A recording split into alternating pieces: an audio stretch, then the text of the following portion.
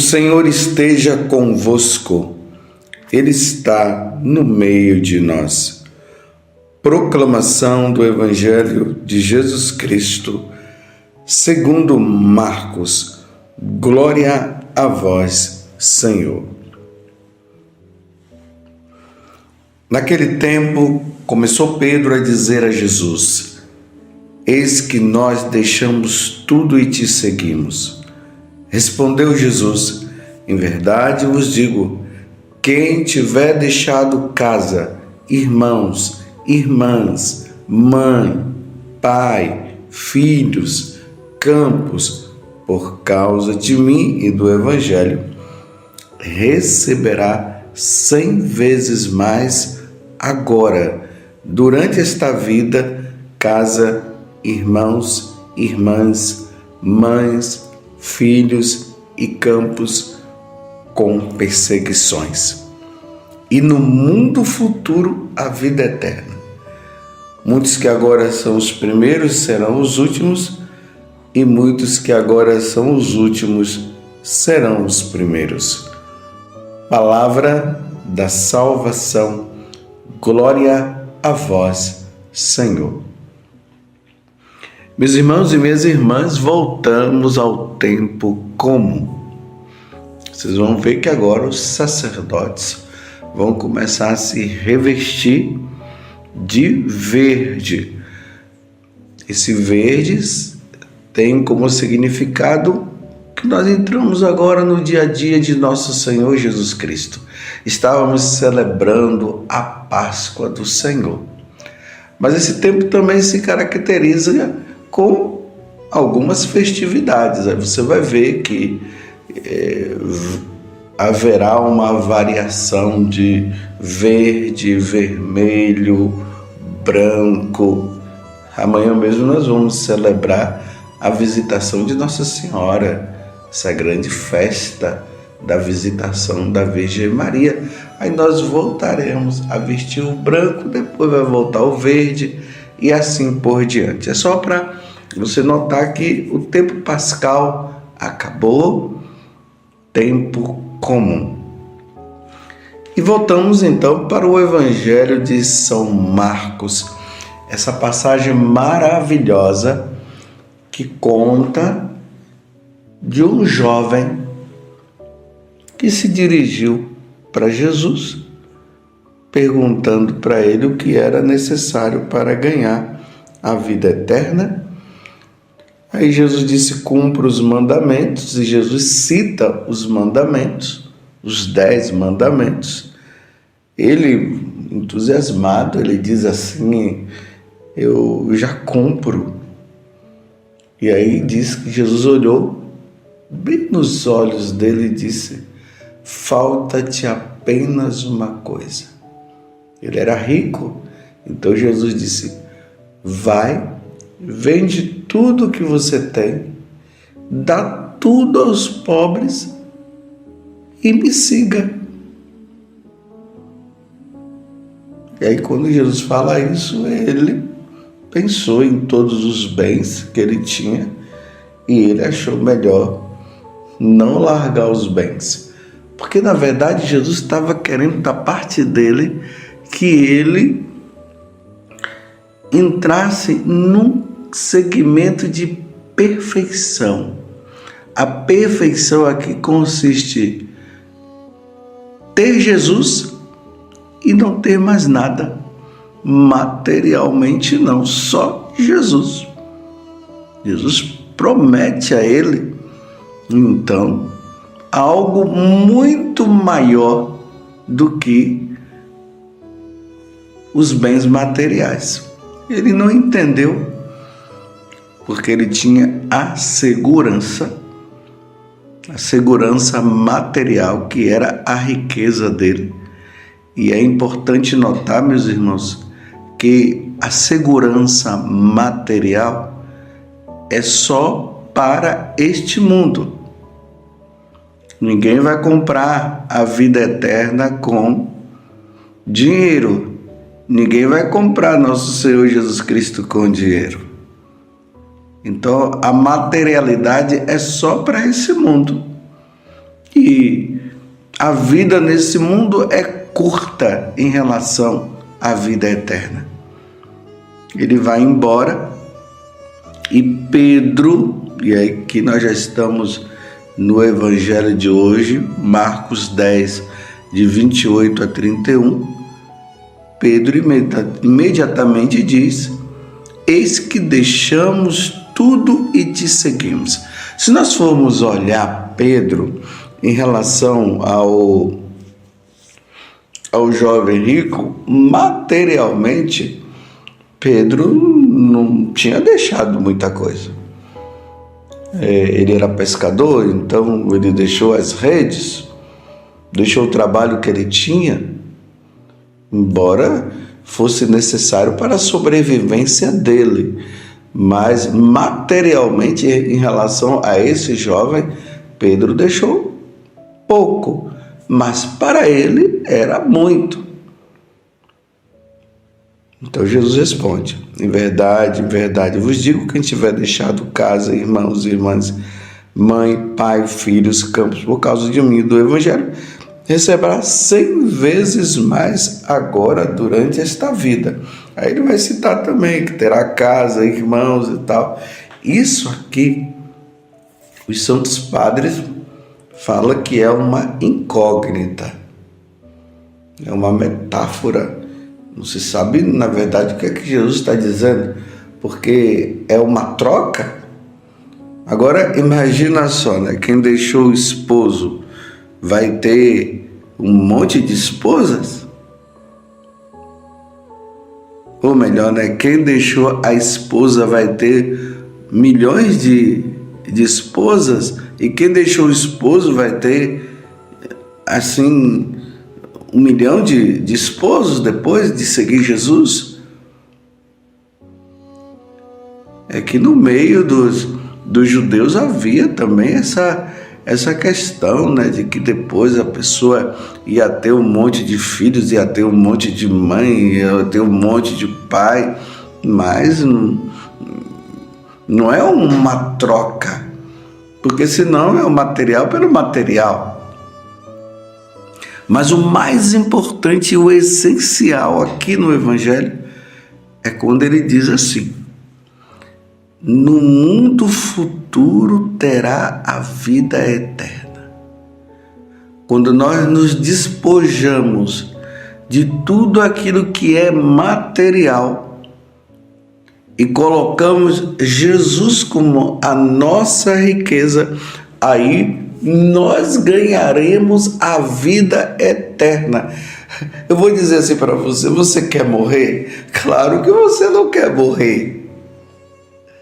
Quem quer morrer? E agora Jesus está nos propondo que, se nós estivermos com Ele e nós tivermos Ele como a nossa riqueza, lembremos aquela parábola que ele conta, que um homem estava andando lá num terreno e encontrou um tesouro. Aí ele foi, se despojou de tudo que ele tinha para vender, para ter aquele tesouro. E esse tesouro é nosso Senhor Jesus Cristo. Em outro momento, Jesus vai dizer: não acumule tesouro neste mundo, porque a traça corrói. Ele diz: acumulai sim tesouro no céu. Este céu é a vida eterna, é a vida eterna com Ele. Então, aqueles que são apegados às coisas desse mundo dificilmente poderá ter como prêmio o próprio Jesus e a vida eterna. São João da Cruz, ele vai nos ensinando justamente isso, que para nós termos Deus, para nós possuirmos o Senhor, é necessário desapegar-se das coisas para ter nosso Senhor como prêmio. Só que Jesus aqui está falando também uma coisa que é essencial. com perseguições. Vocês podem ver que os seguidores de nosso Senhor Jesus Cristo, eles são perseguidos. Aqueles que são fiéis aos ensinamentos de nosso Senhor Jesus Cristo, os católicos que vivem na fidelidade, eles são perseguidos, como o próprio Jesus foi perseguido. Como ele foi perseguido? Então, essa perseguição vai acontecer também, porque este mundo que se opõe a Deus, que tem Satanás como líder, ele vai fazer de tudo para destruir os seguidores de nosso Senhor. Lembremos mais uma vez, João capítulo 10, versículo 10. O ladrão, que é o diabo, ele vai fazer de tudo para nos tirar de Deus, roubar de Deus, destruir a nossa vida e depois matar. Jesus disse que Jesus veio para que nós tivéssemos vida em abundância. Esta vida em abundância é vida eterna, porque vida em abundância é só na eternidade. Aqui não. Materialmente a pessoa pode até ter uma vida em abundância, mas essa vida vai se acabar. A morte virá. E Jesus está falando de que aqueles que tiverem Ele como centro, como o Senhor, como o grande tesouro, terá vida eterna. Mas vida eterna no céu, porque aqui precisa também ficar bem claro, e eu acredito que você já entendeu muito bem isso, que existe a vida eterna com Deus e a vida eterna sem Deus. A vida eterna com Deus é no céu, com Ele, como já foi dito. Agora, a vida eterna sem Deus é sofrimento no inferno. E aí que ele vai dizer que aqueles que são agora, os últimos, porque quem segue Jesus vai se colocar numa situação de último lugar neste mundo, porque não vai ter privilégios. Lembremos lá no livro do Apocalipse, quando São João fala que aqueles que vão proteger a vida deles, então eles vão receber uma marca, e essa marca que eles vão receber, eles vão ter como prêmio, eles vão poder comprar, eles vão poder vender, só que esta marca ela tem como sinal a negação de Jesus Cristo. E aqueles que não se deixarem marcar não vão ter privilégio nenhum. Mas a vida eterna com Deus terá. Não nos enganemos, meus irmãos. O mundo jaz nas trevas, como diz São João, e nós já vamos percebendo que já há um divisor de água, já se percebe que aqueles que não estão seguindo Jesus, que estão negando nosso Senhor, que não querem saber da igreja, que não querem o Senhor, eles materialmente eles estão bem. Olha, quantas pessoas que vivem nessas questões de corrupção, e quando nós olhamos, eles estão bem. E as pessoas que vivem de forma honesta, elas materialmente elas estão sofrendo.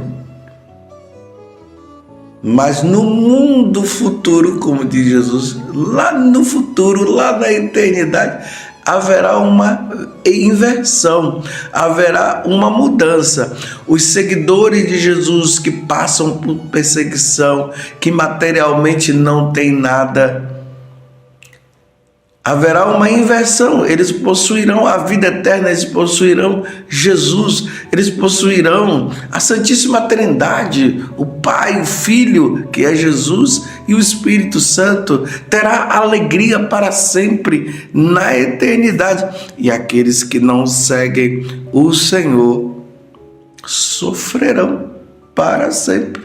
Esta é a lógica. Esta é a lógica. Por isso que o Salmo 37 vai nos deixar isso bem claro. Não invejes aqueles que estão tendo uma vida boa aqui, neste mundo. Não fique com inveja nele, não. Porque muitas vezes pode ocasionar em nós o desejo de querermos viver uma vida errada para podermos ter uma vida aliviada aqui. Não inveje. Aí o salmista vai dizer assim: porque logo eles serão ceifados. Logo eles serão ceifados. Aí ele diz: continue fazendo bem, ou seja, continue sendo fiel a nosso Senhor, porque você habitará a terra prometida, e a terra prometida é o céu. E aí eu te pergunto: Jesus é o centro da tua vida? Você realmente tem colocado Jesus como prioridade na sua vida? Como o primeiro mandamento diz: amarás o Senhor teu Deus de todo o teu coração, com toda a tua força, com toda a tua alma. Você tem colocado Deus realmente em primeiro lugar? Porque colocando Deus em primeiro lugar, a opção é a rejeição pelas coisas materiais. Claro que Jesus não está nos chamando a uma pobreza, a uma miséria. Agora eu não vou ter mais nada. Não, você vai ter o necessário. Jesus nos chama a viver o necessário. Buscai primeiro o reino de Deus, e as outras coisas serão dadas em acréscimo. Mas buscai primeiro o reino de Deus. Seja de Deus. Precisamos, meus irmãos, fazer aquilo que Paulo diz na carta aos Filipenses. Ter como esterco as coisas deste mundo, em comparação ao conhecimento de nosso Senhor Jesus Cristo. E quanto mais nós vamos conhecendo nosso Senhor, quanto mais nós vamos entrando na vida dele, quanto mais o Senhor vai fazendo parte da nossa vida, nós vamos tendo compreensão que as coisas materiais, elas não têm tanto valor. E o diabo quer nos enganar, mostrando que o material é o mais importante. As coisas do céu, buscai as coisas do alto, buscai as coisas do alto, buscai os... Em nome do Pai, e do Filho, e do Espírito Santo. Amém. Depois de lavar os pés dos discípulos, Jesus lhes disse: em verdade vos digo, o servo não está acima do seu senhor, e o mensageiro não é maior que aquele que os enviou. Se sabeis isto e o puserdes em prática, sereis felizes. Eu não falo de vós todos. Eu conheço aqueles que escolhi, mas é preciso que se realize o que está na Escritura. Aquele que come o meu pão levantou contra mim o calcanhar. Desde agora vos digo isto, antes de acontecer, a fim de que, quando acontecer, creais que eu sou. Em verdade vos digo, quem recebe aquele que eu enviar, me recebe a mim. E quem me recebe, recebe aquele que me enviou. Palavra da salvação. Glória a vós, Senhor. Meus irmãos, estamos no capítulo 13 do Evangelho de São João.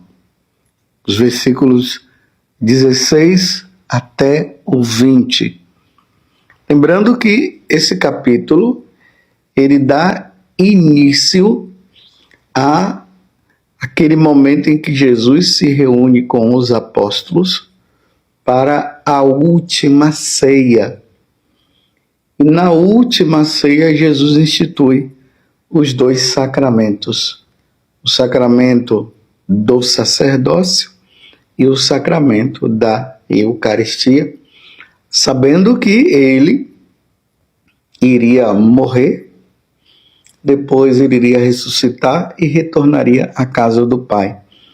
E era preciso que os apóstolos fossem os continuadores da missão de nosso Senhor Jesus Cristo, embora Jesus estivesse agindo por meio deles. Então Jesus está ali com os apóstolos e ele já começa a dizer para os apóstolos o seguinte: em verdade eu vos digo, o servo não está acima do seu senhor. Os discípulos são servos, o Papa é servo, os bispos são servos, os apóstolos são servos, todos são servos do Senhor. É uma comparação que Jesus está fazendo para que eles pudessem ter o entendimento da missão que eles iam ter que realizar. E aí ele completa que o mensageiro não é maior que aquele que o enviou. O mensageiro, vamos dizer, antigamente acontecia isso, as pessoas eram enviadas em nome de alguém. Então, para levar uma mensagem, para levar algo. Então, essas pessoas que levavam a mensagem, elas não eram maior do que aqueles que tinham mandado eles levar a mensagem. Jesus é o Senhor. Os sacerdotes, os bispos, são os servos. E aí, Jesus está dizendo, se sabeis isto e o puserdes em prática, sereis felizes. Aqui, meus irmãos, existe um cuidado muito grande de nós sacerdotes, bispos, de não querermos estar acima de Deus. Uma das maiores tentações que o diabo quer é que nós nos coloquemos acima de Deus, que nos achemos até que somos melhores do que nosso Senhor Jesus Cristo. Um cuidado que a gente precisa tomar. As pessoas que ouvem a palavra de Deus pregada por nós, elas precisam entender que elas precisam chegar a Jesus Cristo. Elas não podem parar simplesmente naquela pessoa. E a tentação dos ministros de Deus é trazer as pessoas para ela e fazer com que essas pessoas se tornem dependentes delas. As pessoas precisam entender que somos mensageiros do Senhor, enviados de Deus. Deus usa de todos nós. Mas na continuação da leitura, Jesus está dizendo que ele está falando isso para que nós ponhamos em prática isso e assim nós seremos felizes. Aí ele diz, eu não falo de vós todos, Aqui, meus irmãos, nós precisamos entender que Jesus, ele sabia muito bem o que estava para acontecer com ele. Que Jesus está se referindo até a Judas. Eu conheço aqueles que escolhi, mas é preciso que se realize o que está escrito, o que está na Escritura. Aquele que come o pão levantou contra mim o calcanhar. Aquele que come o meu pão levantou contra mim o calcanhar. Jesus está se referindo a Judas. Judas tinha tudo para mudar esse percurso na vida dele. Ele tinha tudo. Mas ele foi se deixando levar. E Jesus foi observando, foi percebendo, e ali já foi vendo que o caminho que Judas estava percorrendo não era o caminho que ele deveria fazer. E na Escritura já se falava de um traidor.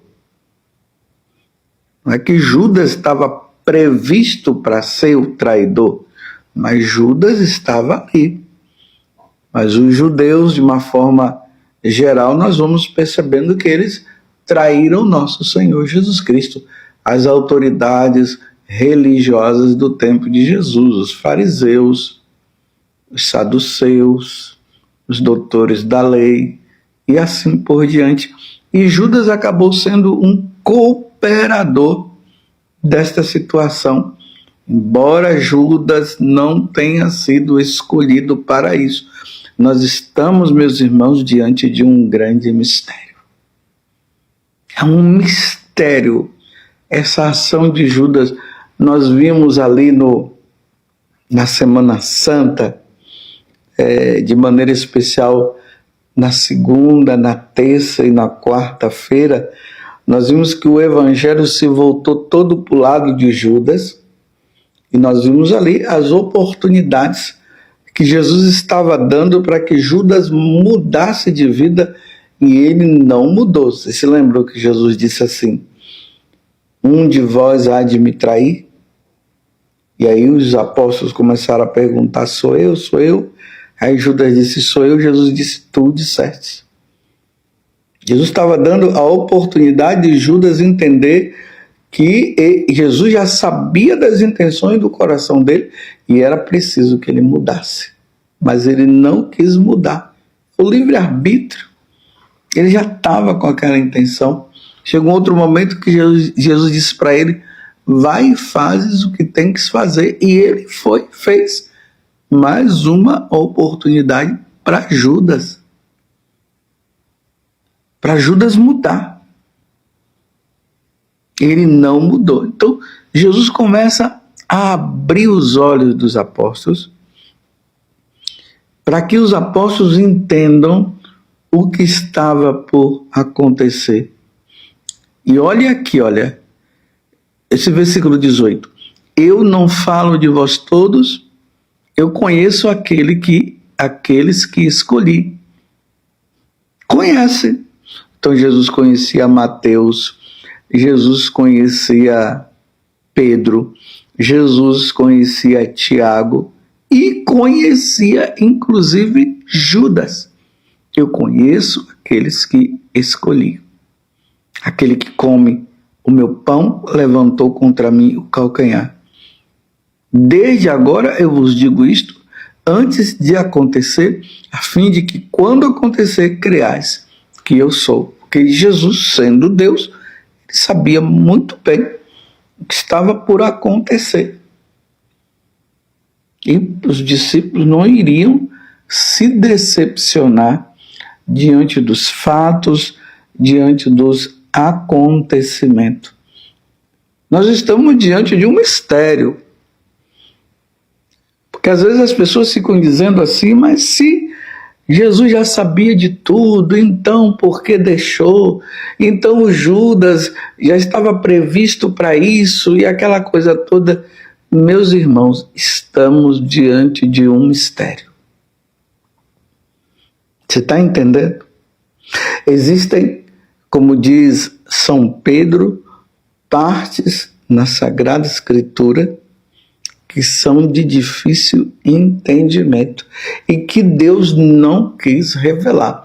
Nós estamos diante de um mistério. Mas Jesus estava deixando bem claro que os fatos, as coisas, como elas estavam acontecendo, se sucedendo, ele sabia muito bem para onde estava indo.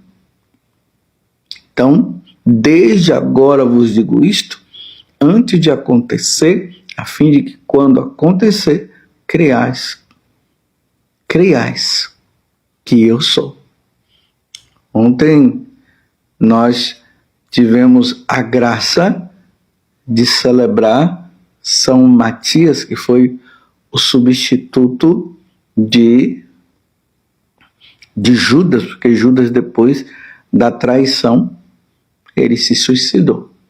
Não era para ele fazer isso, mas ele, por livre escolha, ele acabou fazendo. E ali na hora da escolha, nós vimos isso ontem, ali foi falado. O próprio Pedro narrou toda a situação do que iria acontecer. Bem, prosseguindo, vamos agora para o versículo 20. Em verdade eu vos digo, quem recebe aquele que eu enviar, me recebe a mim. Quando um sacerdote, aquele diácono, primeiro o seminarista, que foi ordenado diácono, e depois o diácono, que foi ordenado sacerdote, aquela ordenação imprime no sacerdote um caráter. Ele é agora a pessoa de Cristo, persona Cristo.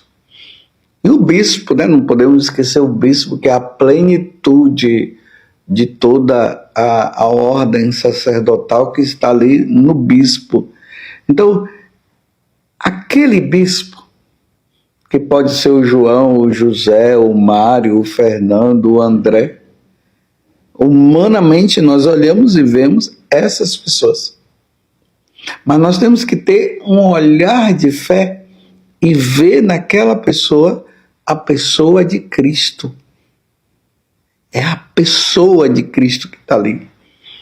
Quando aquele homem, aquele sacerdote, que se chama José, ele está batizando, é Jesus que está batizando. Quando está oferecendo o sacrifício da cruz, é Jesus que está oferecendo o sacrifício da cruz.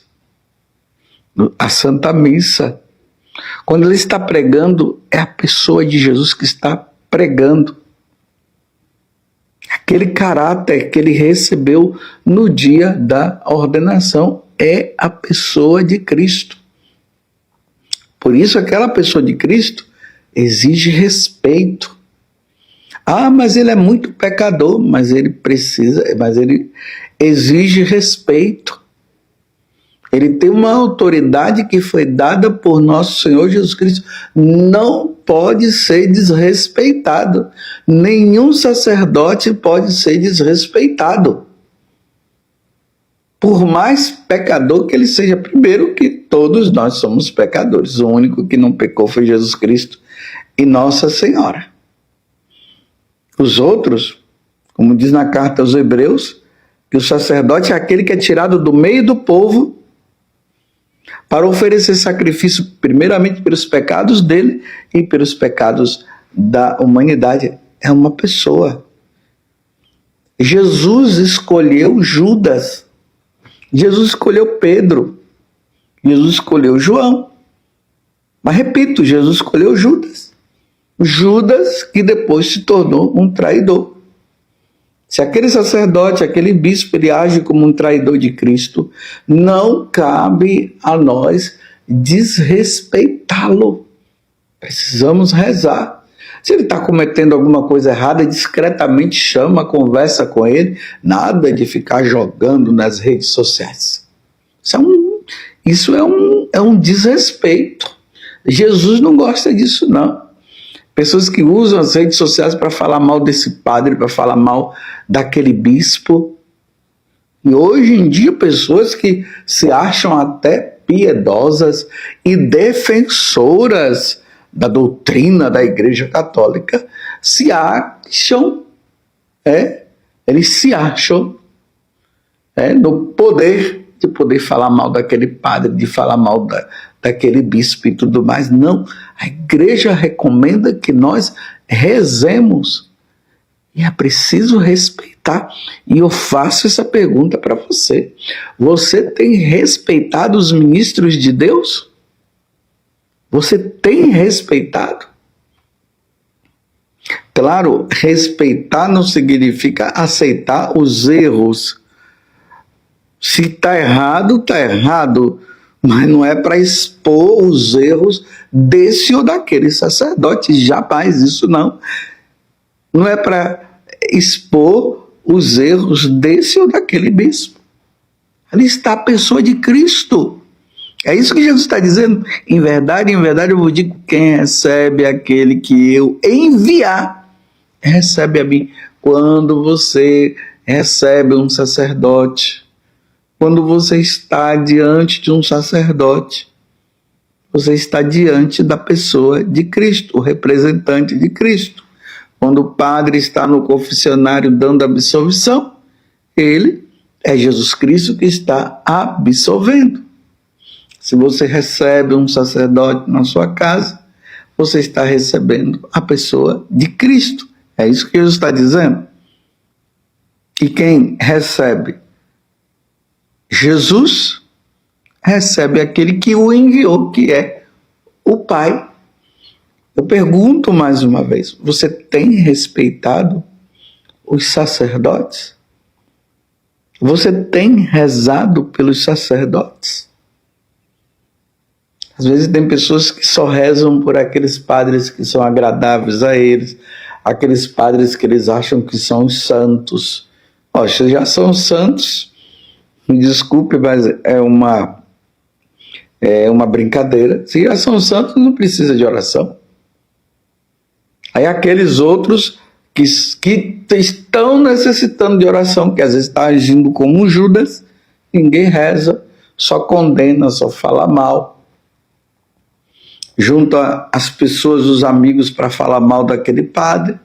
E é justamente aquele dali que é um enviado de Deus, porque ele foi ordenado devidamente e está, infelizmente, fazendo um caminho errado, o caminho de Judas. Está fazendo o caminho de Judas, em vez de estar fazendo o caminho de nosso Senhor Jesus Cristo. E ele precisa de muita oração, de sacrifício, de orações e tudo mais. Você tem feito isso? E quando as pessoas vêm falar mal daquele ministro de Deus, você manda ele se calar e diz assim, vamos rezar em vez de falar mal? Ou se a pessoa vem e começa a ficar falando, aí você já chegou a dizer para aquela pessoa, faz o seguinte, procura ele em particular e vai conversar com ele? Ou simplesmente você se junta e aí fica falando mal, condenando e aquela coisa toda? Rezai pelos sacerdotes.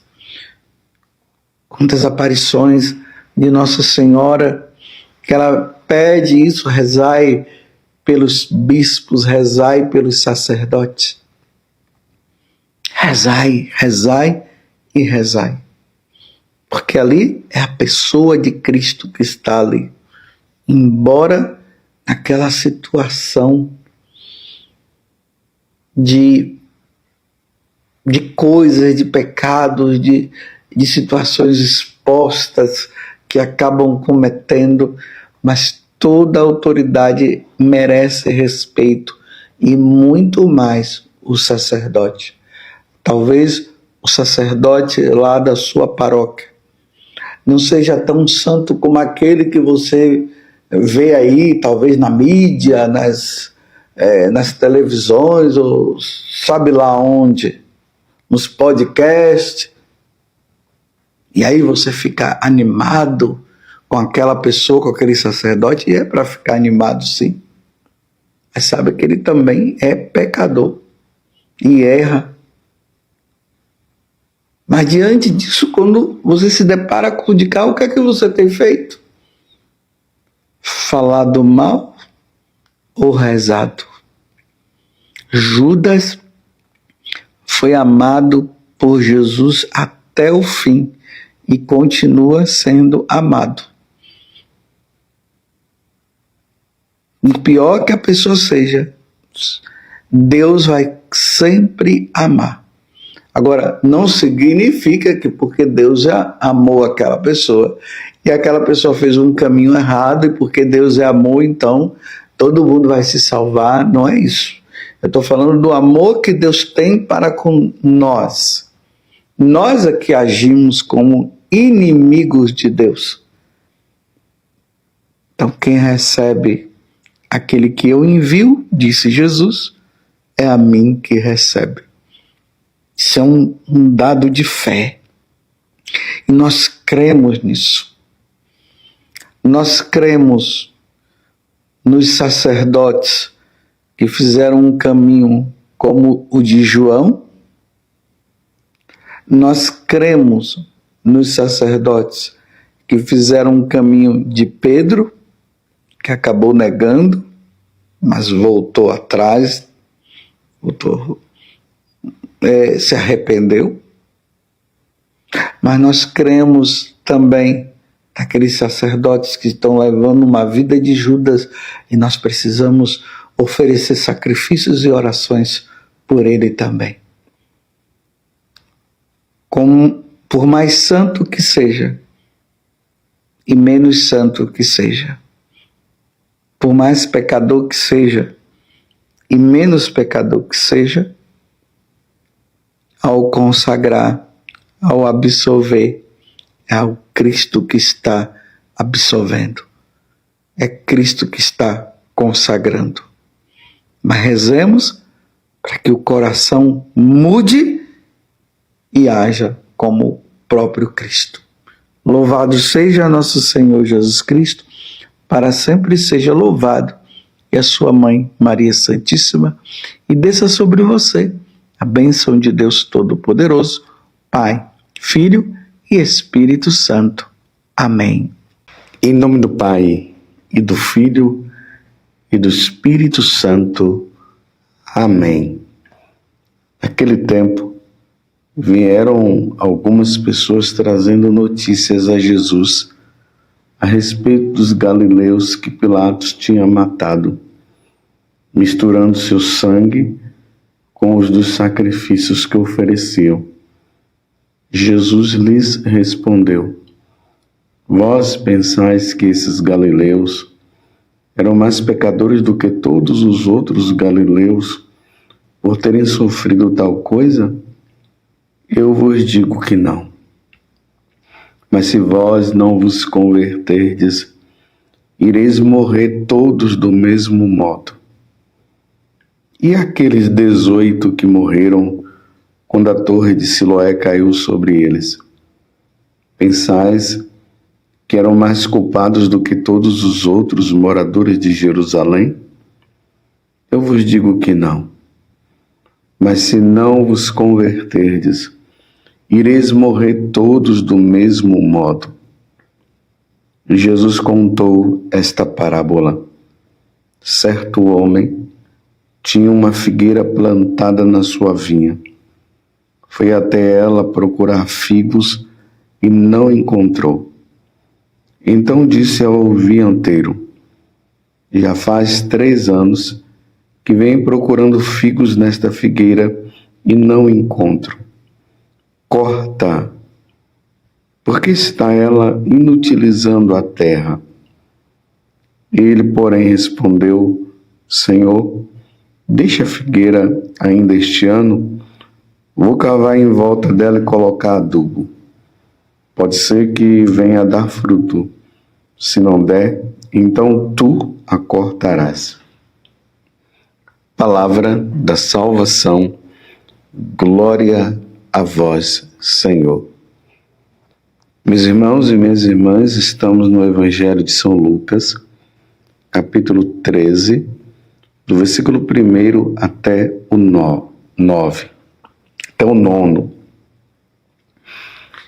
E vejam o que Jesus está falando, porque é muito importante para que nós possamos realmente tomar uma decisão na nossa vida. Se nós queremos levar uma vida santa ou não. Vejam só, chegou algumas notícias para Jesus dos galileus que haviam sido mortos por Pilatos. Lembramos que Pilatos é aquele que depois, lá na frente, vai matar Jesus. Então a notícia era essa. Os galileus haviam sido mortos por meio de Pilatos e o sangue dele foi misturado com os sacrifícios que eram oferecidos. Notícias. Essas notícias que nós ouvimos aí diariamente, de mortes, de fatalidades, de calamidades, foram as notícias que foi chegando. Só que aqui existe uma questão. Entre os judeus existia essa questão, né, que quando acontecia um mal com uma pessoa, era porque Deus estaria, naquele momento, punindo as pessoas por não estarem no caminho certo. Então, se eles passaram por aquela situação, significava que, então, eles tinham feito coisas erradas e Deus estaria punindo. E a resposta de Jesus não é essa. Jesus está dizendo, se vocês não se converterem, coisas piores irão acontecer. E aí vem a outra questão da torre de Siloé, que caiu também em cima de algumas pessoas e elas morreram. E a mesma coisa, Jesus disse, se não os converterdes, acontecerão coisas piores. A conversão, meus irmãos, ela é importante na nossa vida. Uma pessoa que não se converte, ou melhor, que não muda de vida, que não muda a sua maneira de pensar, que não permite que os seus pensamentos estejam de acordo com o de nosso Senhor, que leva uma vida mundana, que leva uma vida de pecado. Se ela não se converter, vai acontecer coisas piores. E o que é que pode acontecer, meus irmãos, de pior para uma pessoa que não se converte, senão a condenação eterna? É isso que vai acontecer de pior. Essa primeira morte, essa morte que nós teremos que passar, essa não é a questão. A questão é como a pessoa irá se converter.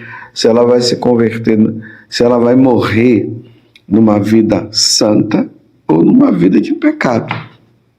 Porque morrer, todos nós iremos morrer. Eu irei morrer, você irá morrer. Não tem jeito. Nós teremos que passar pela morte para entrar na vida eterna. E como eu costumo dizer para você, essa vida eterna pode ser com Deus no céu ou com Satanás no inferno. Tudo vai depender de como nós vivemos aqui nesta vida.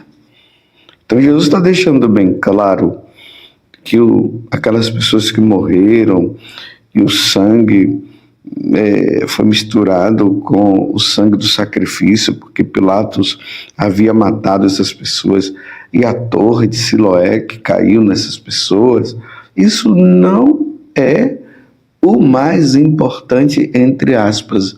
Não é que uma fatalidade dessa não se vai levar em conta. Claro que vai se levar em conta. Imagine uma torre caindo e muitas pessoas morrendo. Que fatalidade! Imagina uma pessoa sendo morta e além de ser morta, ainda mistura o sangue dela com o sacrifício. Meu Deus, que coisa terrível.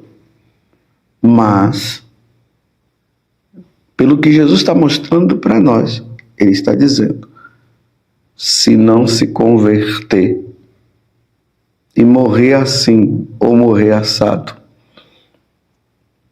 vai acontecer coisas piores, que é a condenação eterna. Você está entendendo? Fatalidade, meus irmãos, irão acontecer.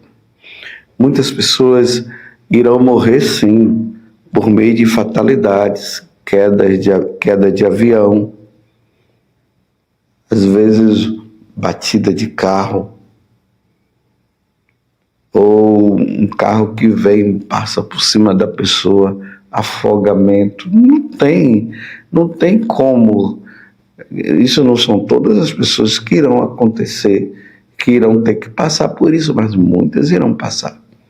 Mas também tem muitas pessoas que irão morrer serenamente, às vezes ali em casa, outras no hospital por causa de um câncer, ou por causa de um tipo de doença.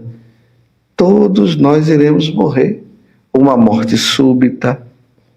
Mas a questão que está em jogo aqui é: esta pessoa estará convertida, estará mudada, ela morrerá com fatalidade ou sem fatalidade, mas numa vida de santidade, numa vida com Deus, vida de conversão, de confissão, de eucaristia, na prática da caridade, do bem. Como irá morrer? Como eu irei morrer? Como você irá morrer? Repito, a questão não é como, não é a morte em si, mas se é santamente ou não. Por isso que nós precisamos ser santos agora.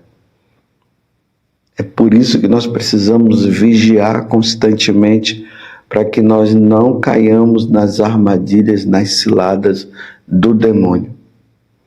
E aí Jesus conta essa outra parábola, ou melhor, conta esta parábola, esse fato, né, de uma figueira que estava plantada, ela não produzia frutos e tal, então corta.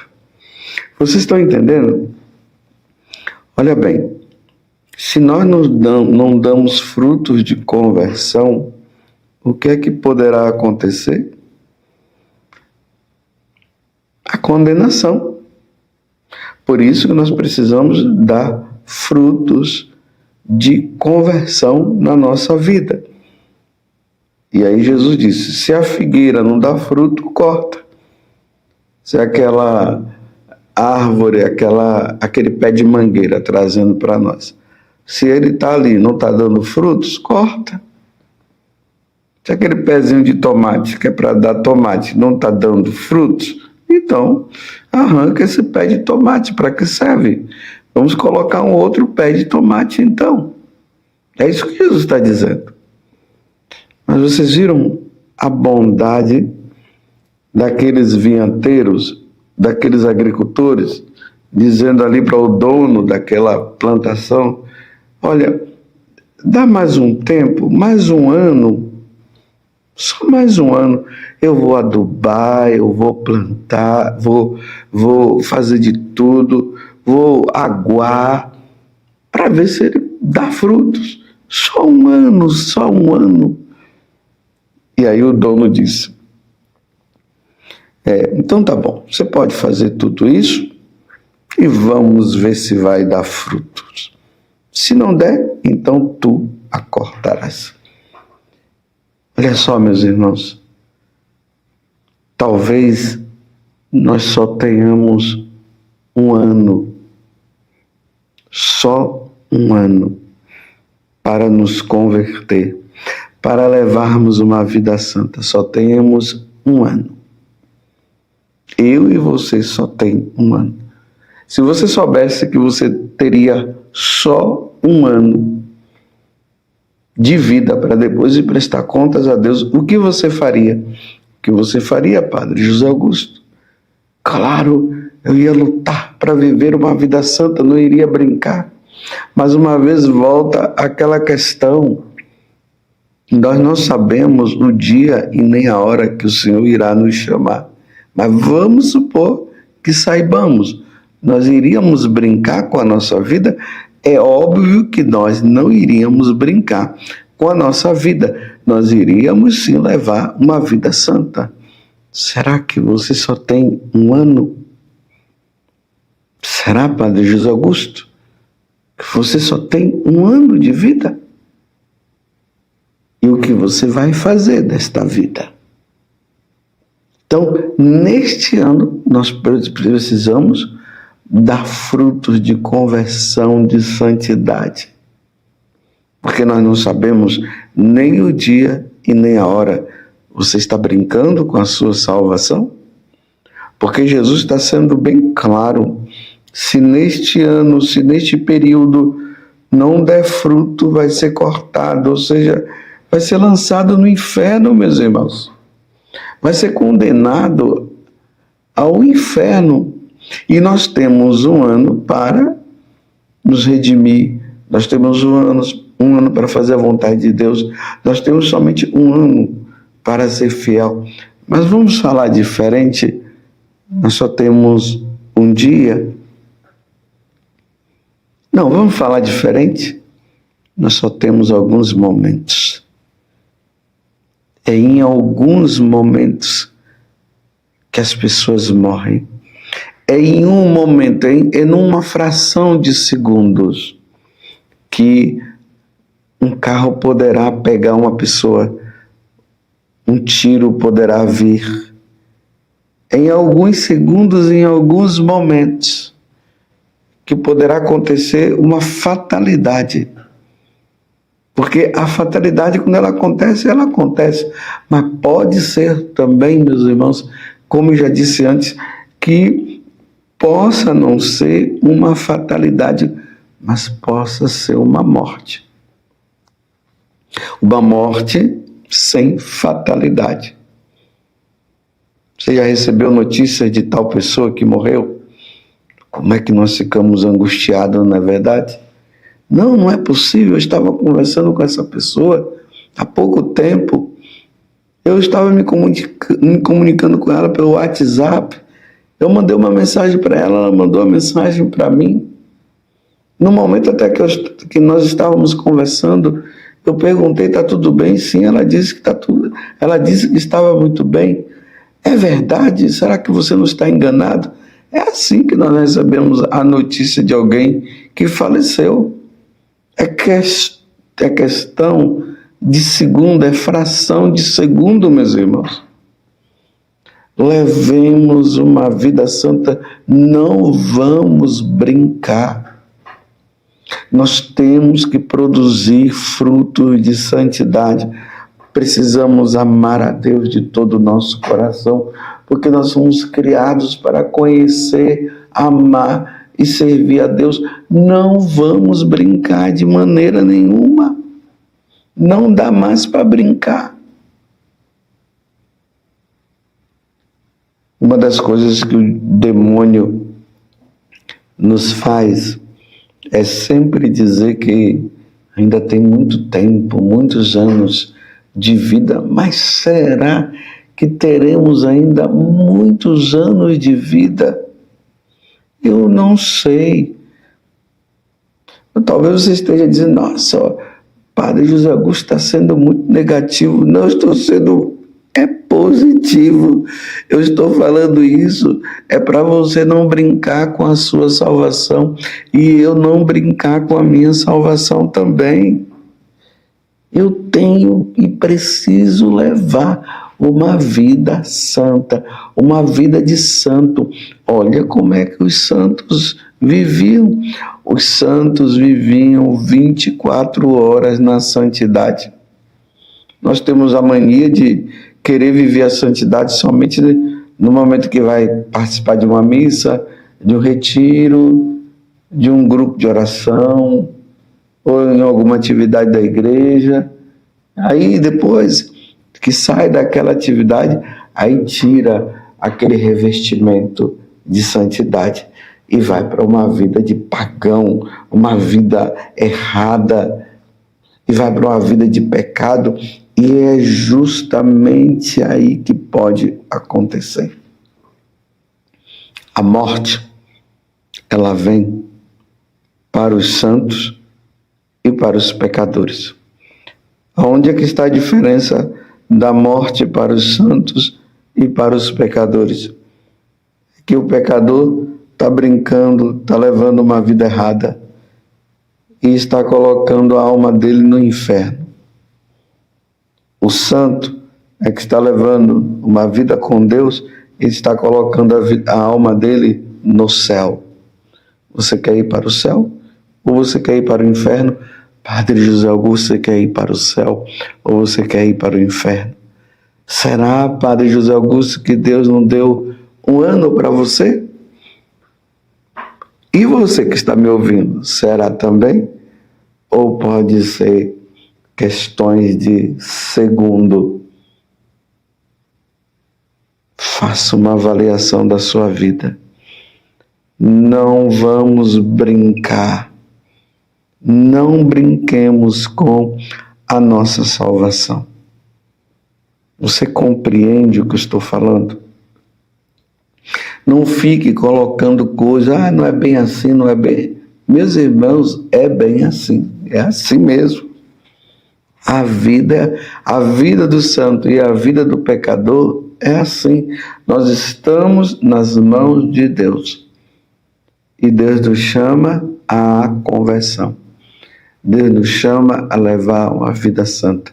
E eu pergunto, o que na tua vida você está precisando mudar? Você está precisando mudar onde? É na questão da corrupção? Você está sendo corrupto? É na questão da missa dominical que você não está indo? É no relacionamento com seus pais que vai de mal a pior? É no adultério? Você está esperando sua esposa viajar para depois você adulterar? Você está esperando seu esposo viajar para depois você adulterar?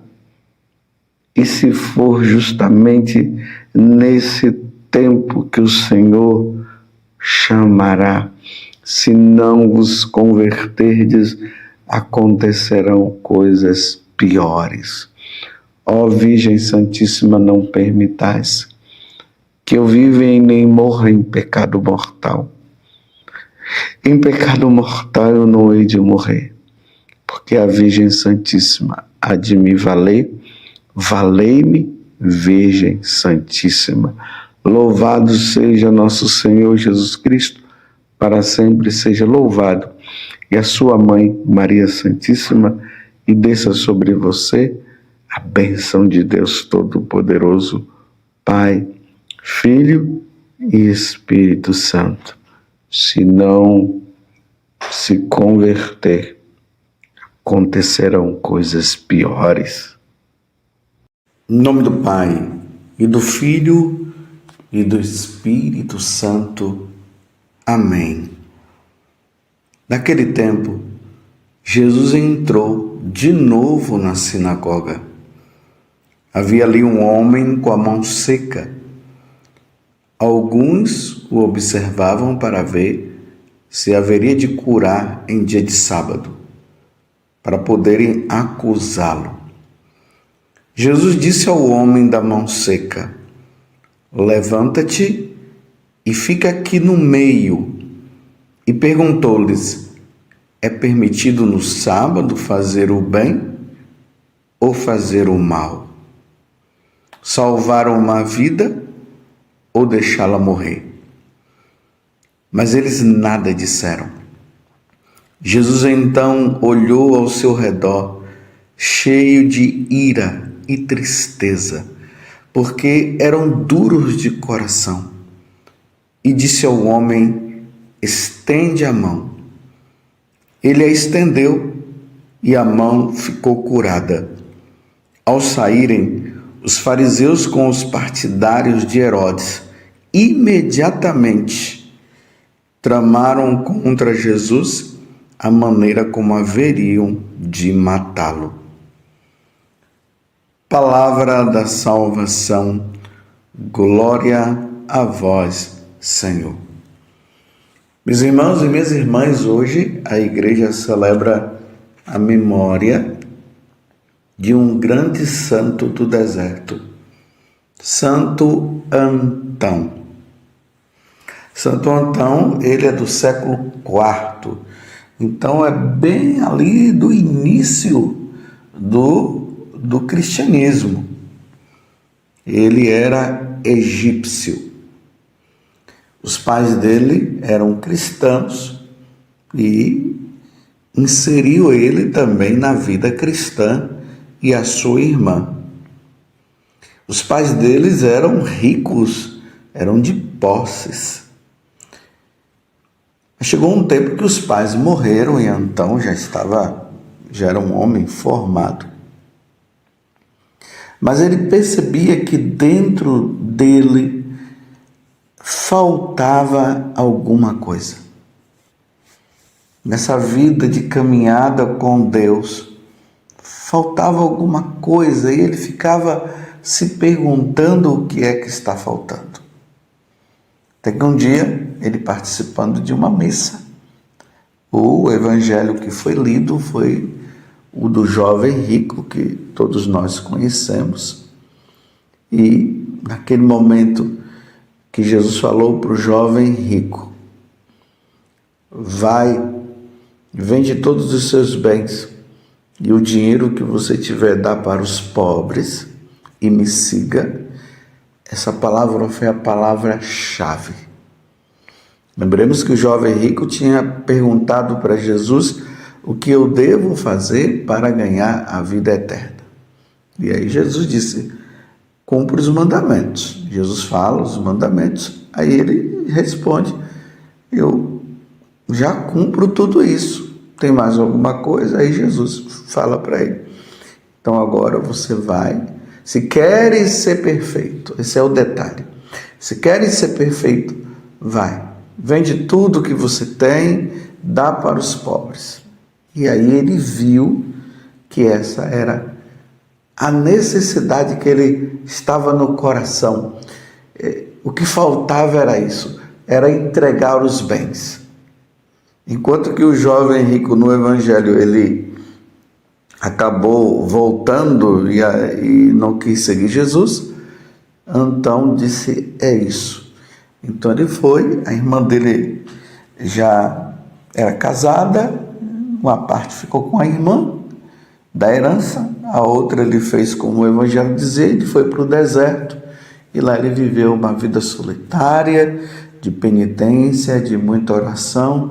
No decorrer do tempo, muitas pessoas acabaram indo também para o deserto e viviam assim, cada um nos seus lugares, e Santo Antão ali, e ali foi formando aquelas comunidades monásticas, mas eles não moravam juntos, cada um no seu lugar, e buscavam orientação a Santo Antão, até bispos e tudo buscavam orientação para ele. E no tempo que Santo Atanásio estava vivendo uma perseguição por causa de umas heresias, ele foi lá defender também Santo Atanásio.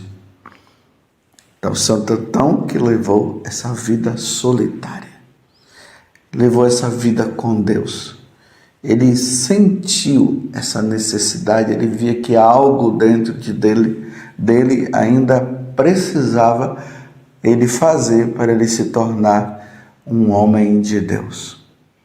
Rezemos e peçamos a Santo Antão que ele, agora que está diante de Deus, ele possa pedir por cada um de nós também, para que nós possamos caminhar na santidade.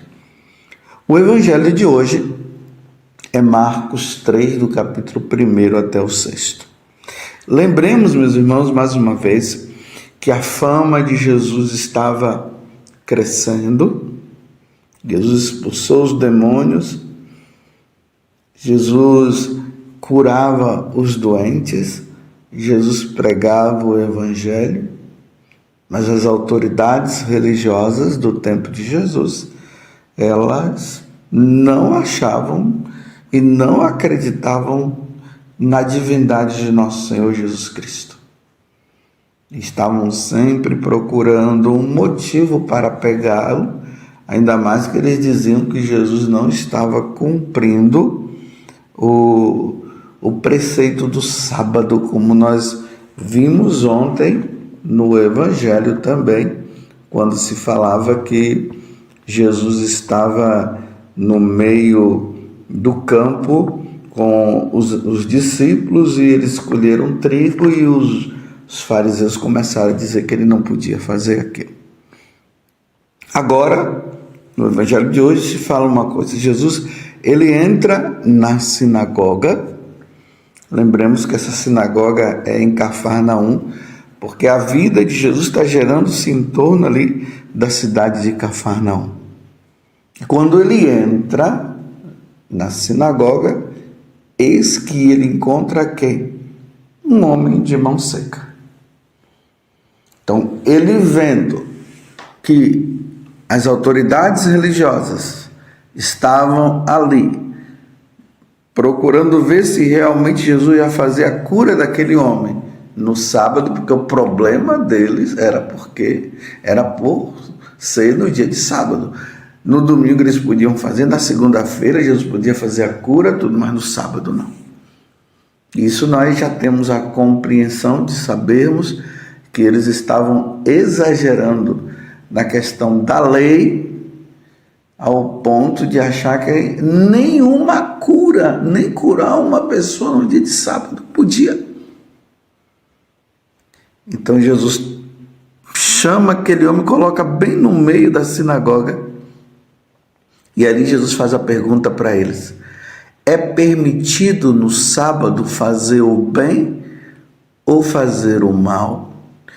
Para nós que somos católicos, é permitido no domingo fazer o bem ou fazer o mal? Salvar uma vida ou deixá-la morrer? Agora que nós temos o entendimento, nós sabemos que sim, devemos ir na missa, participar da missa e também fazer o bem. Isso é óbvio. Amar a Deus sobre todas as coisas e ao próximo também, como a nós mesmos. Mas quando Jesus faz a pergunta, veja que aqui diz assim: mas eles nada disseram. O que eles estavam como intento era isso: pegar Jesus.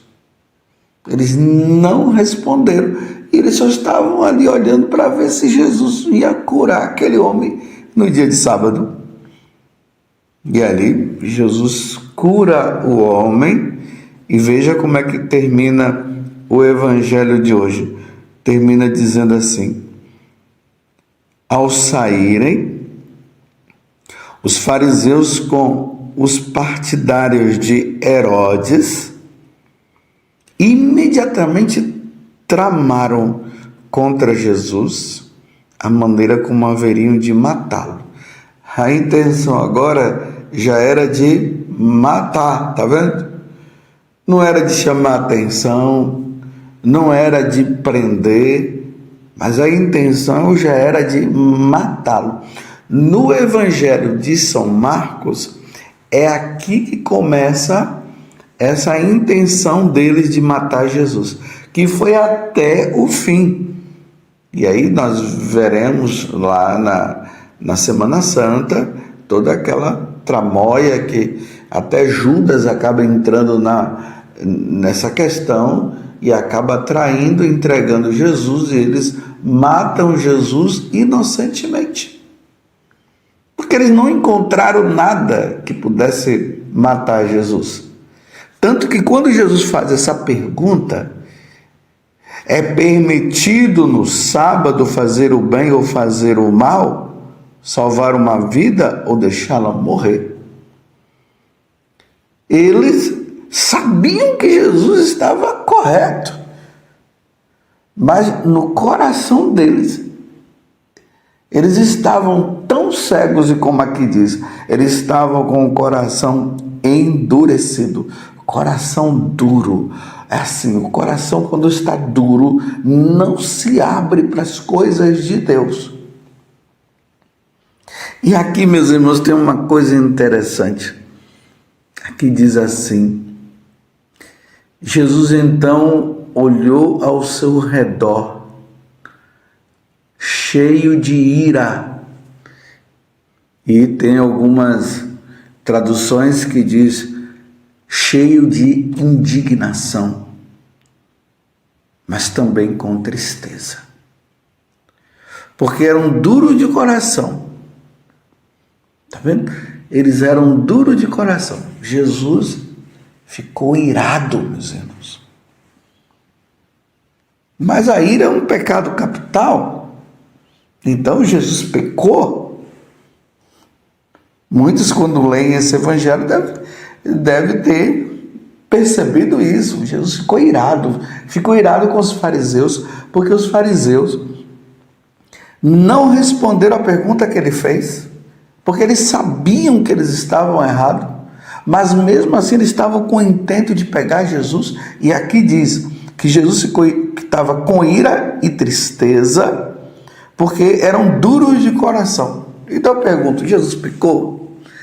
Essa ira de Jesus é uma ira pecaminosa? Bem, a primeira coisa que nós precisamos entender é que a ira é um pecado onde a pessoa ela não consegue se controlar diante de algo que o outro faz e ela deseja o mal para aquela pessoa. Esse é o pecado da ira, ao ponto de que uma pessoa, quando está irada, ela é capaz até de matar o outro. Que aí a ira já puxa outro pecado, o ódio. Mas Jesus não estava com desejo de matá-los. Jesus estava irado. Ou seja, o sangue de Jesus ferveu, porque ele já não sabia mais o que fazer para que aqueles homens se convertessem. Vocês estão entendendo o que é essa ira de Jesus? Que é acompanhada de uma grande tristeza. Eu vou dizer mais uma vez, exemplificar melhor para você entender. Imagine uma mãe ou um pai que tem um filho que está numa vida errada. Vamos dizer, ele está na vida de crime. E os pais estão dizendo: meu filho, larga essa vida de crime, meu filho. E quanto mais os pais falam, mas o filho, ele se embrenha, ele entra nessa vida criminosa. Chega um momento que o pai e a mãe, eles ficam com o sangue fervendo, porque eles não sabem mais o que fazer. Aí eles ficam com essa ira, mas não é uma ira de desejar o mal para o filho, é aquela ira que diz assim: meu filho, quando você vai parar com isso? Você não está vendo, meu filho, que você está prejudicando a sua vida? Você não está vendo, meu filho, que você está caminhando para um caminho de perdição? Você não está vendo, meu filho, que as pessoas poderão até matar você e prender? Quando você vai parar com isso? E aí, aquela tristeza que a pessoa diz assim: eu não tenho mais o que fazer. Você está entendendo? Meus irmãos, é assim que Deus fica com aquelas pessoas que estão com o coração endurecido, que não querem mudar de vida. Lá no Antigo Testamento diz assim: o que mais eu poderia ter feito? O que mais eu poderia ter feito para que os meus filhos voltassem para mim? Mas eles não querem voltar. Olha bem, diante do pecado que nos leva à perdição eterna, Deus fez de tudo, alianças, até o ponto de Ele dar o Filho dele para morrer por nós e nos salvar.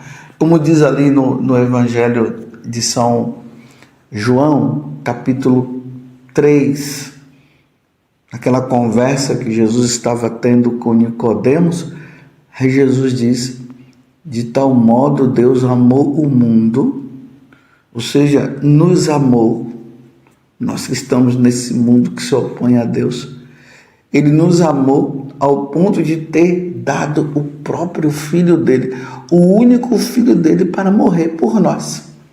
Era para, diante da morte de Jesus, nós amolecermos o nosso coração e largarmos a vida de pecado, essa vida longe de Deus. Mas tem aqueles que não querem mudar, tem aqueles, meus irmãos, que estão lutando diariamente. Cai aqui, cai acolá, está lutando, volta, pede perdão, busca a confissão. Mas tem aqueles que estão com o coração endurecido. Às vezes na tua casa tem justamente aquele que está com o coração endurecido. Ele não quer saber de Deus.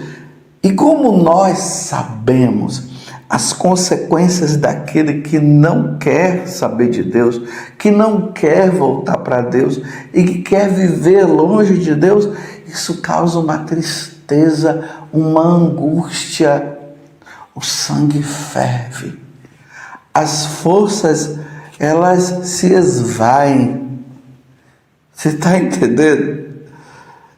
A pessoa fica assim prostrada. O que eu vou fazer? O que é que eu posso fazer? O que é que eu tenho que fazer mais? É assim que Deus está. Imagina nas aparições de Nossa Senhora. Imagina, Nossa Senhora aparece por vontade de Deus. Precisa entender isso. É por vontade de Deus que Nossa Senhora aparece aos videntes. Para quê? Para nos conscientizar que nós precisamos voltar para Deus, que nós precisamos ser de Jesus, que nós precisamos amar a Deus sobre todas as coisas. E Deus vai fazendo de tudo, e cada vez que Deus vai manifestando a sua glória e vai fazendo de tudo para que nós mudemos, não há mudança. Coração endurecido. Coração endurecido. No livro de Ezequiel fala do coração endurecido, que Deus vai mandar o Espírito para amolecer esse coração. Mas tem pessoas que Deus faz tudo isso, ou melhor, Ele tem feito isso com todos nós. Eis que estou à porta e bato. Capítulo 3 do livro do Apocalipse. Eis que estou à porta e bato. Se abrirdes, eu entrarei. Esse coração endurecido, que Deus quer penetrar, que Deus quer entrar, mas Ele não entra se nós não quisermos.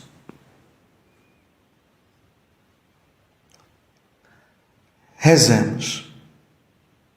Primeiro rezemos por nós, para que nosso coração não se endureça. E rezemos com muita paciência pelos nossos. Eu sei que você que está me ouvindo agora, tem pessoas na sua casa que estão com o coração endurecido.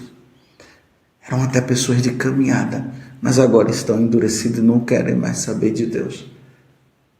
Isso tem causado tristeza e é essa ira que eu acabei de explicar.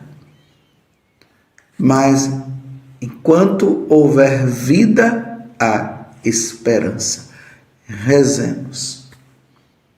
Peçamos a Deus, peçamos a Nossa Senhora que ela interceda por esse ou por aquele filho, ou pelo seu pai, ou por aquele amigo que está endurecido o coração, que até mesmo você disse, estou rezando por você, e eles ficaram até com raiva, e raiva, essa ira que ele ficou é a ira maligna. Ficou até com raiva porque você disse que estava rezando. Mas você não precisa mais ficar falando para eles, não. Simplesmente reze. Na oração do texto, coloque pela conversão de tal pessoa. Quando você for na missa, coloque. Quando você fazer um sacrifício, coloque pela intenção. Quando você estiver na missa e o padre disser oremos, você coloca aquela pessoa pela conversão dela. Na hora que o padre estiver ali fazendo a consagração, na hora que ele levar o cálice, aí você coloca no cálice do Senhor, no preciosíssimo sangue de nosso Senhor Jesus Cristo, essa pessoa. E na hora que você comungar, você estiver com Jesus, você interceda, peça a Jesus por aquela pessoa. O tempo vai mostrar. Mas uma coisa eu posso te dizer: uns se converterão e outros não. Essa é a verdade.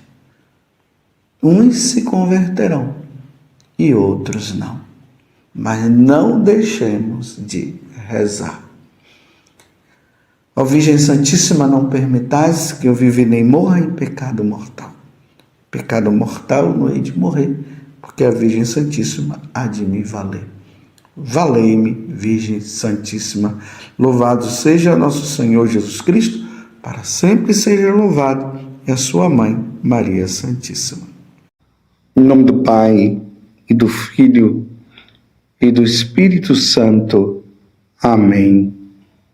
Naquele tempo, enquanto Jesus estava falando às multidões, sua mãe e seus irmãos ficaram do lado de fora, procurando falar com ele. Alguém disse a Jesus: olha, tua mãe e teus irmãos estão aí fora e querem falar contigo. Jesus perguntou àquele que tinha falado: quem é minha mãe? E quem são meus irmãos? Estendendo a mão para os discípulos, Jesus disse: eis minha mãe e meus irmãos.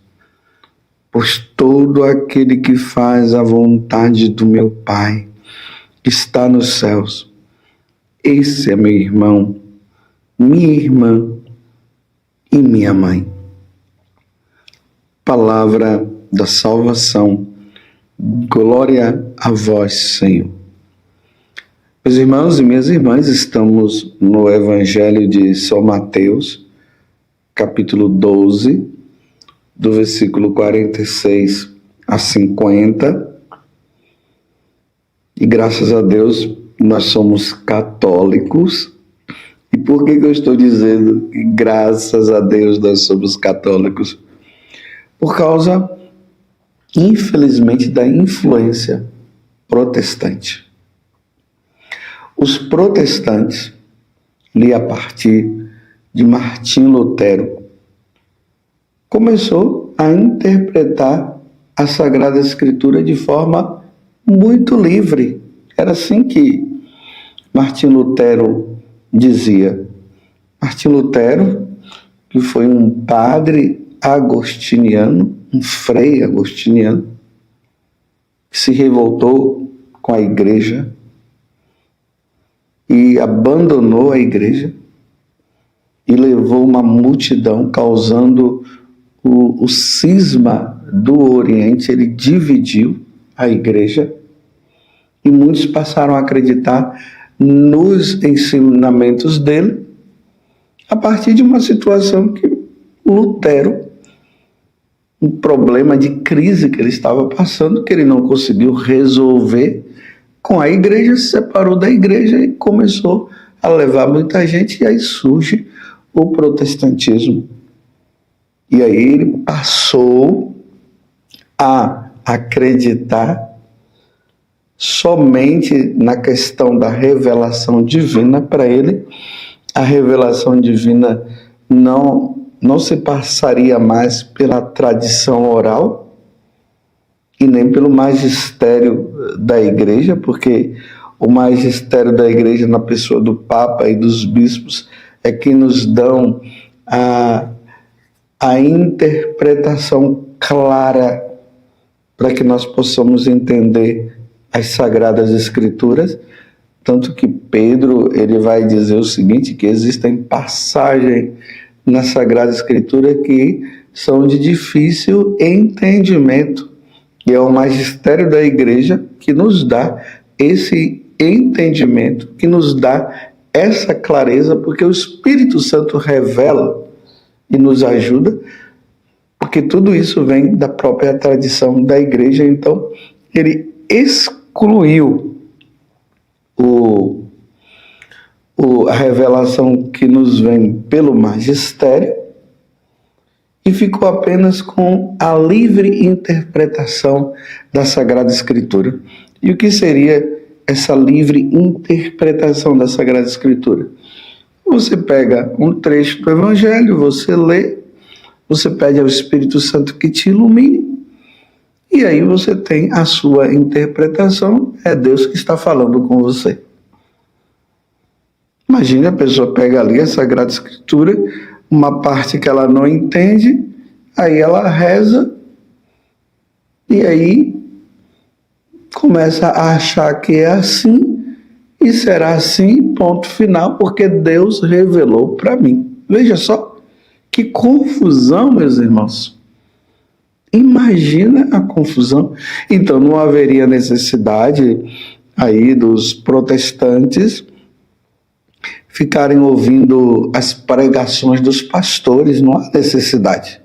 Porque os pastores são quem? Aqueles que, na ideia lá das seitas, são aqueles que estariam interpretando a lei de Deus para eles. Na verdade, esses pastores, eles são uma imitação dos padres. Porque é preciso que você saiba de uma coisa. Até o século XVI só existia a Igreja Católica. É a partir do século XVI que surge o protestantismo. Então significa que quem interpretava, quem trazia, quem falava, quem nos ensinava era os bispos com os sacerdotes devidamente ordenados na Igreja Católica, porque os sacerdotes, eles são os cooperadores dos bispos, aí vem também os diáconos, que nos dava a interpretação. Então, uma vez que cada um pode interpretar a Sagrada Escritura do jeito que quiser, então não haveria necessidade de ficar procurando ouvir sermão por aí. A necessidade nossa de católicos, nós católicos, de termos ali o sacerdote devidamente ordenado, o bispo, né, que é a plenitude do sacerdócio, a necessidade é que eles possam interpretar. Por isso que no sacrifício da missa existe a mesa da palavra e a mesa da Eucaristia. Então, na mesa da palavra, nós ouvimos a palavra de Deus e o bispo, o sacerdote ou o diácono traz a interpretação do magistério da igreja. O que a igreja sempre ensinou desde Jesus até os tempos de hoje. Não é trazer novidades. Então, nós precisamos que a igreja nos ensine através do magistério. Por que eu estou falando tudo isso? Porque, infelizmente, os protestantes têm influenciado demais os católicos, colocando dúvidas. E, infelizmente, meus irmãos, nós católicos temos preguiça de estudar a doutrina da igreja.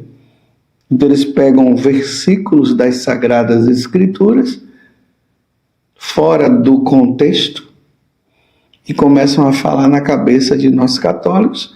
E como nós não estudamos o catecismo da Igreja Católica, não estudamos os santos padres,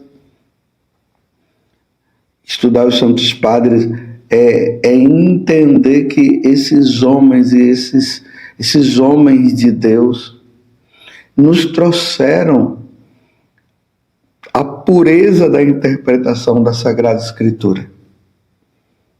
Santo Agostinho, Santo Tomás de Aquino, São João Crisóstomo. São tantos, meus irmãos, os doutores da igreja. Então, eles nos trazem, eles nos ensinam. Então, nós precisamos estudá-los para que nós tenhamos uma compreensão sólida da Sagrada Escritura. E como eu estava dizendo, infelizmente, nós somos preguiçosos, né? E nessa preguiça, nós nos tornamos os analfabetos religiosos, como dizia o Papa Bento XVI. Mas, graças a Deus, o povo está estudando, e continue estudando, continue lendo, continue meditando, consultem bons sacerdotes, para que nós não fiquemos na ignorância. Então, os protestantes, aproveitando dessa ignorância, vão interpretando a Sagrada Escritura, protestando com aquilo que a igreja sempre nos ensinou, que foi o que aconteceu, infelizmente, com Martim Lutero. Então eles pegam essa passagem do Evangelho de hoje e começam a dizer, está vendo no Evangelho de São Mateus, capítulo 12, do versículo 46 até o 50, ali fala que Maria teve outros filhos. E ali mostra essa passagem dos irmãos de Jesus e tal. E aí coloca uma confusão na cabeça. E a igreja nos ensina, através do dogma da virgindade de Maria, que Maria foi virgem antes do parto, no parto e depois do parto. E aqui está selado. Maria é virgem. Ela não teve nenhum contato sexual com José. José foi o pai adotivo de Jesus. Nossa Senhora, ela foi mãe de nosso Senhor Jesus Cristo, por isso que nós dizemos que ela é a mãe de Deus. E tudo isso aconteceu por obra do Espírito Santo, tanto no capítulo 1 do Evangelho de São Mateus, como no capítulo 1 também, o primeiro, né? Capítulo 1 de São Lucas, vai dizer a Virgem. Voltando lá atrás no livro de Isaías, no capítulo 7, que vai falar justamente uma virgem conceberá e dará à luz a um filho. E essa virgem, depois nós fomos saber que era Nossa Senhora. Imagina, mais ou menos uns 700 anos antes de Jesus vir, antes de Jesus ser concebido no seio de Nossa Senhora, Isaías já falava de uma virgem e ninguém sabia quem seria essa virgem, e essa virgem é Maria. Então tem muitos católicos influenciados por essa doutrina falsa do protestantismo que querem dizer que Nossa Senhora teve filhos. Teve sim Jesus Cristo. Imagina, meus irmãos, depois que Jesus nasceu, aí agora Nossa Senhora passou a ter filhos com José. É impossível, na minha cabeça é impossível de imaginar uma coisa dessa. Eu não tenho como imaginar.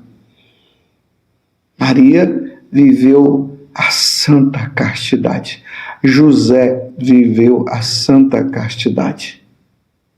Maria é virgem, ela não teve outros filhos. Porque para o judeu, os parentes são irmãos, como para nós temos o primo, nós temos o tio, nós temos a tia e tudo mais. Na concepção dos judeus, irmãos são todos os parentes. Então, esses irmãos de Jesus são os primos de Jesus. Isso precisa ficar muito claro na nossa vida, para depois, meus irmãos, nós não começarmos a viver um erro que, infelizmente, o protestantismo trouxe. Eles ficam lá naquela preocupação de achar que nós somos idólatras, porque nós colocamos Nossa Senhora como se fosse uma deusa. Não, nós temos um amor muito grande à Nossa Senhora. Esse amor que nós temos à Nossa Senhora dá-se o nome nessa expressão, essa veneração, dá-se o nome de dolia. É uma admiração muito grande que nós temos. Então nós prestamos esse culto à Nossa Senhora e aos santos, dá-se o nome de dolia. A Jesus e a Santíssima Trindade é o culto de latria. Aí sim é a adoração. Nós adoramos a Santíssima Trindade. E Nossa Senhora, como está abaixo da Santíssima Trindade, está acima de todos nós, de todos os santos, dá-se o nome de hiperdulia. Lembramos do hipermercado, um grande mercado. E aos santos prestamos esse culto de veneração, que é dulia, porque nós ficamos admirados. Imagine aquela pessoa que, quando ela encontra um grande artista, a pessoa fica ali admirada. Imagine a admiração nossa quando nós olhamos para Nossa Senhora e dizemos: é a Mãe de Deus. Olha só, foi para ela que o anjo apareceu. Lá no Antigo Testamento, no livro do Gênesis, quando Jesus diz: porém inimizade entre ti e a mulher, essa mulher agora é ela. Olha que admiração. Tanto que Jesus na cruz fala mulher, lembrando da mulher lá, que havia falado no livro do Gênesis, no capítulo 3. Eis aí o teu filho, eis aí tua mãe. No livro do Apocalipse, quando fala também daquela mulher, a mulher do Apocalipse com a coroa com a coroa na cabeça. Que coisa linda! E aí Jesus, no Evangelho de hoje, está se expressando, dizendo que assim como ela fez a vontade do Pai, então nós vamos fazer também a vontade de Deus. E Jesus agora está expressando a nova família, a família espiritual. Essa família espiritual, e aí são o magistério da igreja que nos ensina, através dos santos padres, que Jesus está nos introduzindo agora nessa família espiritual, esta nova família, os católicos, aqueles que abandonaram as suas religiões e foram batizados porque passaram a crer em nosso Senhor Jesus Cristo. Então essa igreja católica que essa grande família, essa nova sociedade daqueles que creem em Jesus, que participam do sacrifício da Santa Missa, que lutam contra o pecado, que procuram viver os mandamentos, que vão se santificando dia após dia com os sacramentos. Essa é a nossa família. E quem é este povo? É aquele que faz a vontade de Deus. Esse é meu irmão, é minha mãe. Isso sim, esse sim. Esse é o povo que aguarda a segunda vinda de nosso Senhor Jesus Cristo. Este é o povo que aguarda um dia a sua passagem desta vida para viver eternamente no céu, vivendo a vida divina. Este é o povo que são filhos de Deus, filhos adotivos por meio de nosso Senhor Jesus Cristo. Não são meramente criaturas, não. São filhos adotivos de Deus, que professam a fé, que lutam contra o pecado, como eu já disse. Que Deus nos ajude, meus irmãos, no dia de hoje, a não nos deixarmos levar pela doutrina protestante, pelos ensinamentos dos protestantes. Nós já temos a nossa igreja, nós não precisamos buscar fora o que nós já temos aqui dentro, e nós já temos aqui tudo. No protestantismo falta muita coisa, falta o sacramento da Eucaristia, falta o sacramento da penitência, falta a missa. Eu não sei como é que conseguem viver sem a missa, eu não sei.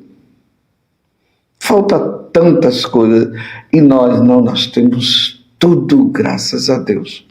Rezemos pela Igreja Católica, rezemos pelos protestantes, que eles possam encontrar a verdade, que eles não se deixem mais influenciar por aquilo que Martinho Lutero fez diante de uma crise que ele estava vivendo. Louvado seja nosso Senhor Jesus Cristo, para sempre seja louvado, e a sua mãe, Maria Santíssima.